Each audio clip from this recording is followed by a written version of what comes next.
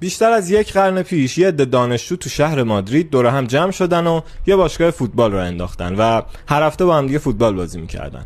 اونا نمیدونستن که این باشگاه قراره به پر افتخارترین باشگاه تاریخ تبدیل بشه. تو سال 1897 وقتی که هنوز شهر مادرید هیچ تیم فوتبال حرفه‌ای نداشت و همه تیم‌ها در حد آماتور بودن، یه عده دانشجو تصمیم گرفتن که باشگاه رو تأسیس کنن و اسم اون باشگاه رو گذاشتن اسکای یا همون آسمان.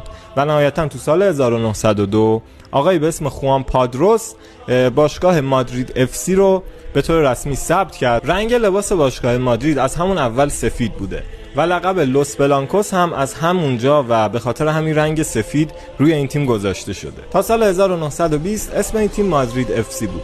اما توی اون سال پادشاه وقت اسپانیا یعنی آلفونسو 13 تصمیم گرفت که لقب رئال رو به این تیم اضافه بکنه و جالب بدونید که واژه رئال توی زبان